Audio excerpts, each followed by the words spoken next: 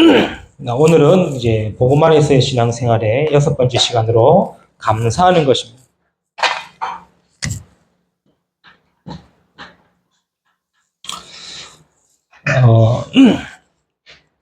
우리가 신앙생활 중요하죠. 어떻게 신앙생활을 하느냐, 또 어떤 신앙으로 시작하느냐가 평생을 좌우합니다. 저는 신앙생활 하다가 교회 그만두신 분들 봤거든요. 또 주변에서 듣기도 하고 보기도 하고 그분들이 잘했다 잘못했다는 저는 지금 관심 없습니다. 관심 없다면은 다르겠지만 그분들이 신앙생활을 하다 만다라는 부분들은 다르게 생각해 봐야겠지만 결국에는 신앙생활의 기준과 신앙생활의 주체가 내가 되면 안 된다는 거예요. 우리는 내가 한다라고 생각하는데 아닙니다. 우리는 내가 할 수 있는 건 아무것도 없어요. 할 수 있는 거 하나 있다면은 딱 하나, 예수가 그리스도이신 바다라는 믿음의 고백밖에 없어요. 그 외에는 다 하나님이 하게 하시는 거예요. 하나님이 하게 하시는 것이기 때문에 그 속에서 내가 찾고 응답받고 누려야 될 것을 그걸 저는 신앙생활이라고 보고 있는 겁니다.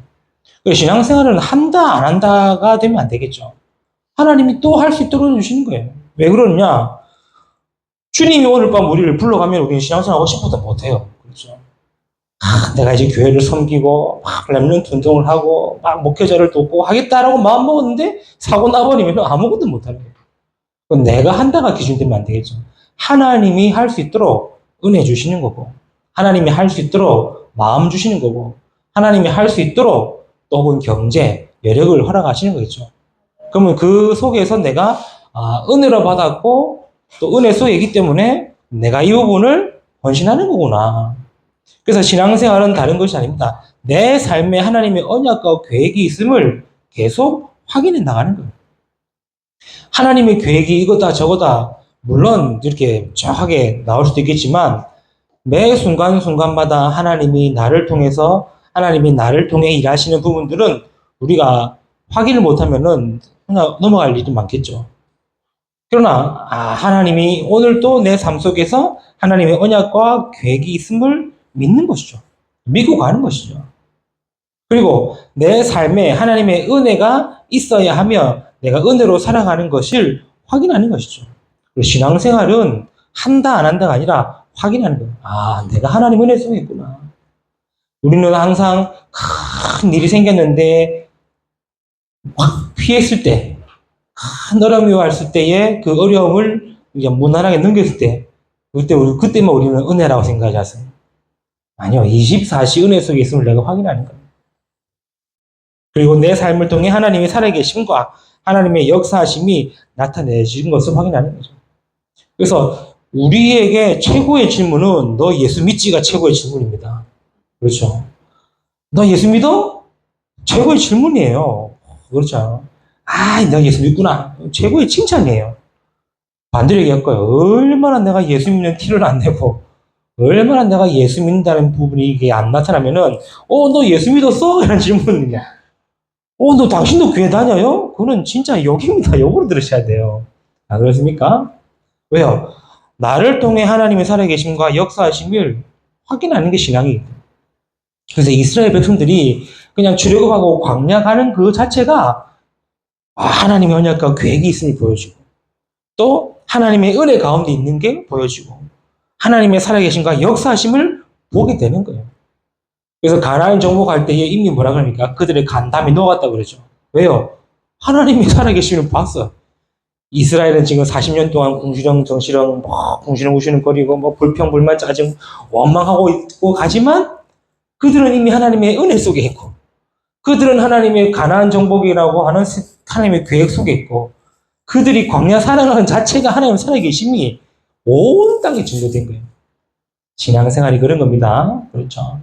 그래서 우리가 신앙생활을 하는 가운데에 그럼 내가 확인하고 또 내가 이 부분을 놓치지 말고 응답받아 가야 되는 부분들을 우리가 신앙생활이라는 내용을 가지고 우리가 하나씩 확인하고 있는 거예요. 그런 가운데 오늘은 이제 감사라는 단어를 쓴 겁니다. 그럼 또 결론 낼 수 있겠죠? 신앙생활은 뭐다? 감사하는 거다. 왜 그렇습니까? 감사가 없으면은 결국에는 불평과 불만과 원망이 나오기 때문에 그렇죠. 우리도 살아가면서도 감사가 안 나오면은 짜증과 싱싱하지 않습니까? 반 똑같습니다. 내가 감사가 없으면은 늘 원망과 불평이 오는 거예요. 그래서 우리의 신앙생활이 감사하는 생활이 되어야 되겠죠. 그렇다면은 간단하게 확인해야 될 것이 저와 여러분이 감사해야 될 이유가 분명해야 됩니다. 왜 그러느냐? 우리의 감사, 내가 감사하다, 내가 고마워한다, 라는 마음을 가질 때는 항상 상대적입니다. 남이 나를 도와주기 때문에 감사한 거예요. 남이 나와 상관없으면은 아무런 상관없는 거예요. 근데 남이 나에게 조금이라도 도움이 되고, 조금이라도 영향을 받으면은 감사가 되는 겁니다. 상대적 감사예요. 그리고 조건적 감사입니다. 줬기 때문에, 받았기 때문에, 해왔기 때문에, 뭐 하기 때문에. 우리의 감사는요, 늘 상대적이고 늘 조건적인 감사가 되어지는 거겠죠. 그러다 보니 실컷 도와주다가도 한번 관계 틀어지면은 감사하다가도 욕하는 시대, 욕하게 됩니다. 그렇죠. 고맙다, 감사하다, 뭐 하다가도 딱 관계만 틀어져도 저 새끼, 이 새끼 욕 나오고 죽일 놈, 살림 나오게 되는 거죠. 왜? 우리가 하는 감사는 늘 상대적이고 늘 조건적이기 때문에. 그리고 항상 개인적입니다. 내게 도움이 되냐, 안 되냐. 내게 있어야 되냐, 안 되냐.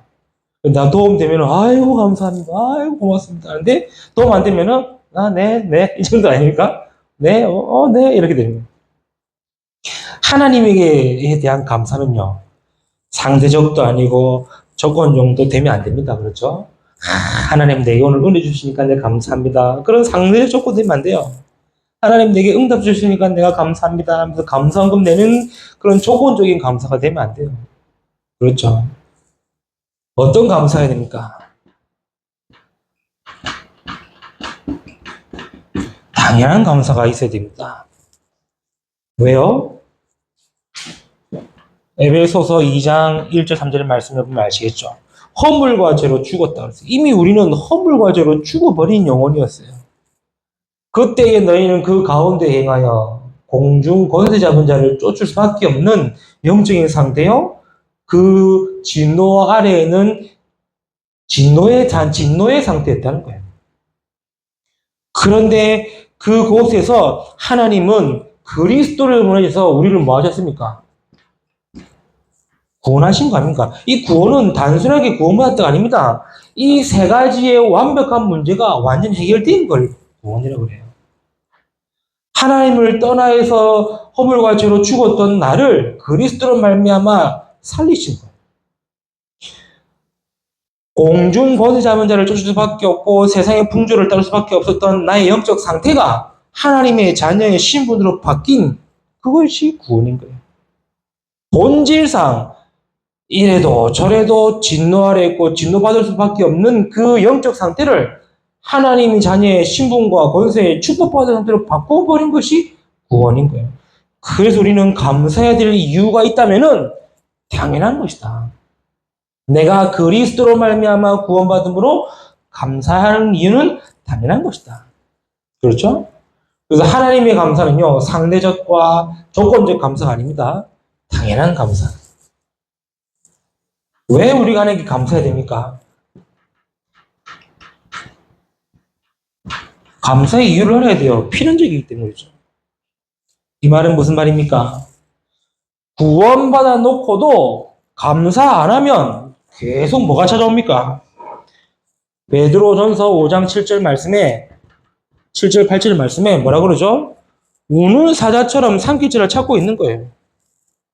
우리가 감사하지 않으면은 사단의 운명, 사단의 불신앙, 사단의 괴계 사로잡히기 때문이죠. 그래서 사단을 이기는 길은요, 두 가지입니다. 뭡니까? 그리스도의 언약 붙들고 기도하는 것과 감사하는 거예요. 그렇잖아요. 그리스도의 언약 붙들고 기도하는 것과 그리스도로 말미암아 구원받은 것을 감사하는 것은 사단은 못 이기는 거예요. 그렇죠? 예수 그리스도인을 배합받아라. 그래가지고 사단이 결박만 되는 게 아니라 그리스도로 말미암아 감사 회복하는 사람을 사단은 못 이기는 거예요.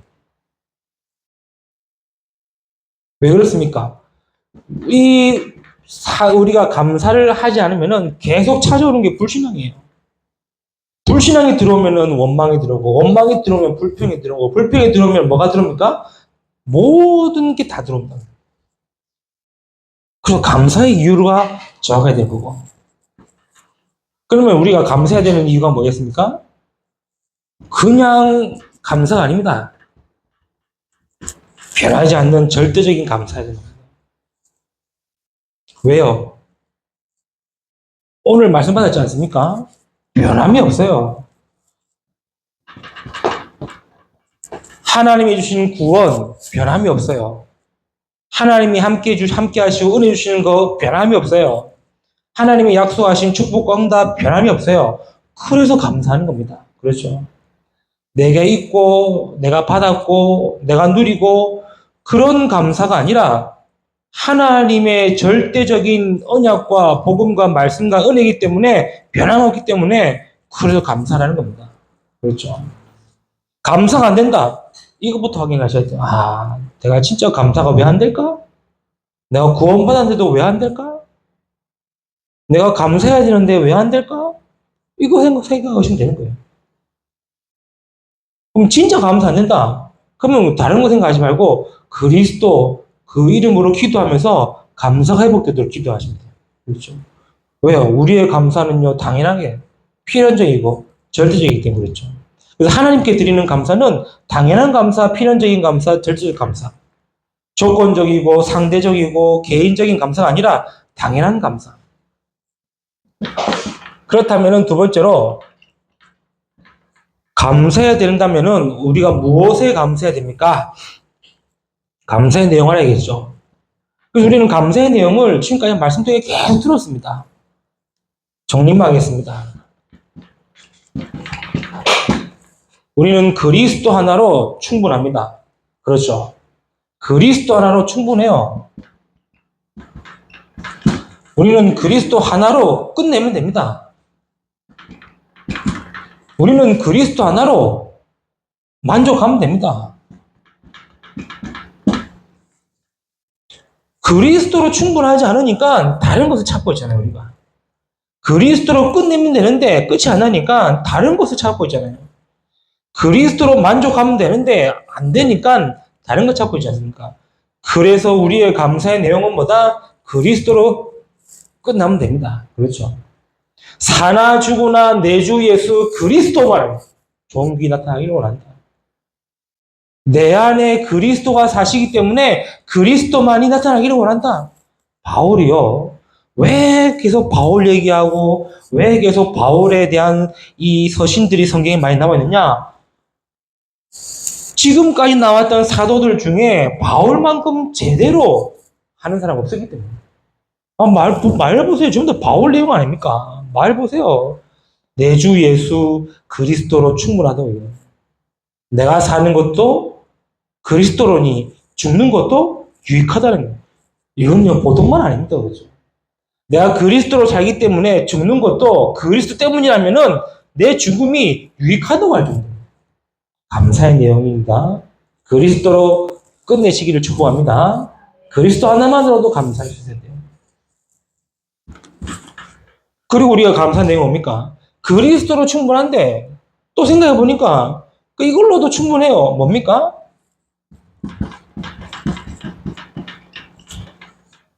하나님이 지금 나와 함께 계신다는 거예요. 하나님이 지금 우리와 함께 계신다는 거예요. 임마누엘이 감사의 내용입니다. 그렇죠?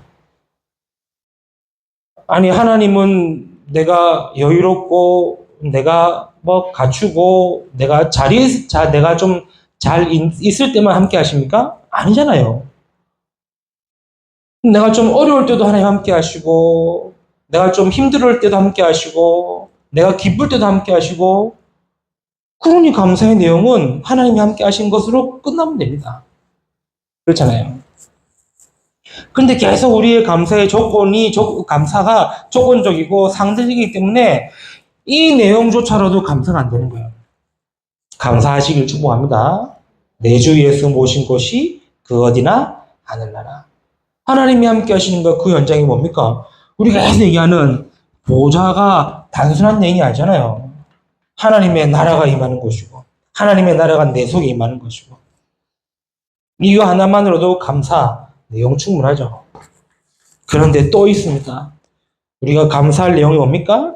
결국에는 우리로 끝나는 것이 아니라 이 응답과 이 축복과 이 내용이 영원하다는 거예요. 보장된 겁니다. 그래서 우리 보고 증인이 되리라고 말씀하신 이유는 뭐냐? 우리가 받은 이 감사의 내용은요, 영원한 거예요.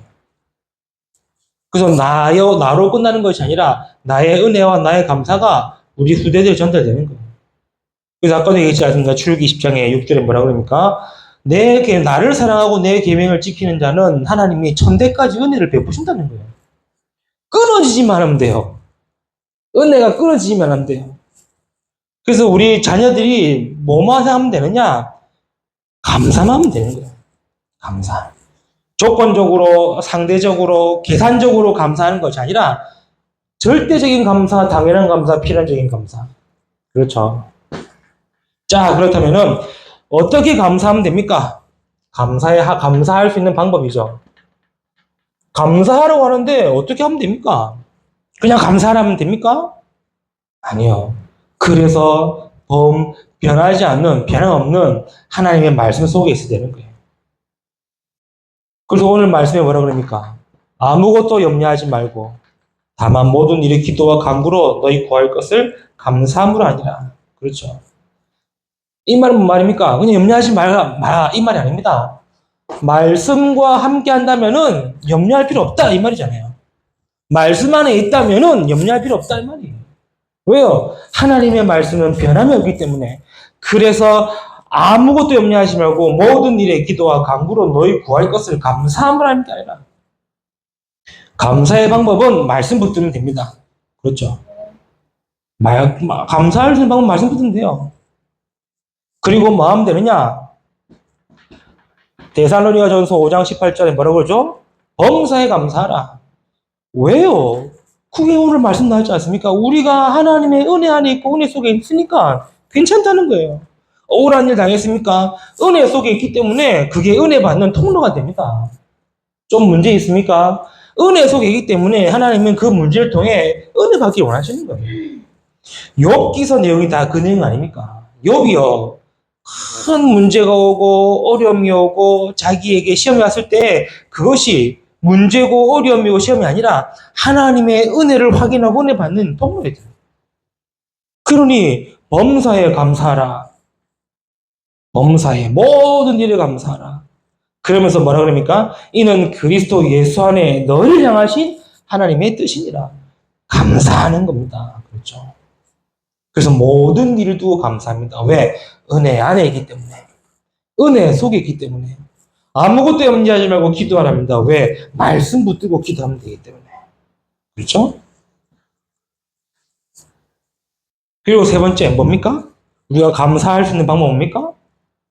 많은 성경 구절이 있겠지만 마가복음 11장 24절에 말씀 나왔습니다. 뭐라고 그러죠? 너희가 구한 것은 받은 줄로 알고 구하라 거예요. 받은 줄로 알고 구하라. 그래서 이미 우리는요, 응답 다 받고 하는 겁니다. 응답 다 받고, 하나님 역사하신 응답 다 속에 있습니다. 그래서, 하나님이 응답하실 것임을 미리 알고 감사하는 거예요. 아이고, 어떻게 하면 되지? 어쩌지? 그러게 되면 염려가 되고, 염려가 되고, 불신앙 되지만, 하나님 그 일을 통해서 하나님 감사합니다가 되면은 감사가 되는 거예요. 그렇죠. 아이고, 저 인간 어떻게 하지? 라는 염려가 되고, 불안이 되고, 불신이 되지만, 하나님, 그래도 저 인간 때문에 감사하게 되면 기도가 되는 거예요. 미리 구한 것은 받은 줄로 생각해라. 자, 이게 신앙생활하는 저 여러분이 또 회복해야 될 감사입니다. 그래서 감사하는, 또 감사의 신앙생활은 저와 여러분 되시기를 바라고, 감사로 인도받는 우리 모든 성도 되시기를 주님의 이름으로 축복합니다. 하나님 감사합니다. 오늘 또 예배 말씀을 통하여 감사라는 부분을 알게 하신 것 감사합니다. 그냥 단순하게 감사하는 것이 아니라 내가 이유를 알고 또 내용을 알고 방법을 알아 내 삶이 늘 감사 속에 감사하는 삶을 살 수 있도록 하나님이 축복하시고 인도하여 주옵소서.